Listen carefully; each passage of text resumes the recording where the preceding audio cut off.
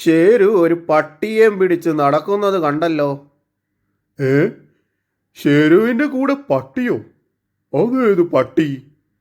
നാട്ടിൽ നിന്ന് വല്ല പട്ടിയും കാട്ടിലെത്തിയോ? മൂപ്പരെ കൂട്ടുപിടിച്ച് ഷേരു എന്നെ ഒഴിവാക്കാനാണോ പ്ലാൻ? കുറുക്കനേക്കാൾ മെച്ചം പട്ടിയാണെന്ന് ഷേരുവിന് പിടികിട്ടി കാണും.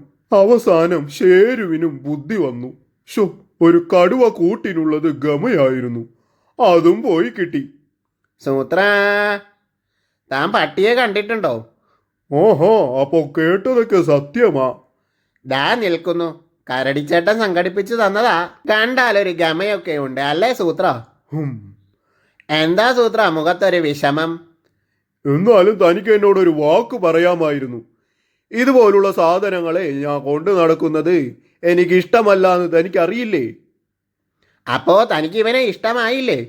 എന്റെ കാര്യം വിട്, തന്റെ ഇഷ്ടം നടക്കട്ടെ. ഇനി താനായി തന്റെ പാടായി. സൂത്ര, എന്നാലും എൻ്റെ പട്ടി. തന്റെ ഒരു പട്ടി. എനിക്ക് ശരിക്കും കലി വരുന്നുണ്ട്. ഇവനെ ഞാൻ. ആഹാ, ഞാൻ കൊടുത്ത പട്ടിയെ കല്ലെറിയും അല്ലടാ. കരടിച്ചേട്ടൻ. ധും ഢിം പ്ടേ. അമ്മോ, ഇനി അറിയല്ലേ. ചേട്ടാ, സൂത്രന് പട്ടിപ്പാവ തീരെ ഇഷ്ടപ്പെട്ടില്ല. ഇത് ചേട്ടൻ തന്നെ കൊണ്ടുപോയിക്കോ. എന്റെ ഷേരു മണ്ട, നേരത്തെ പറയാമായിരുന്നില്ലേ അമ്മേ.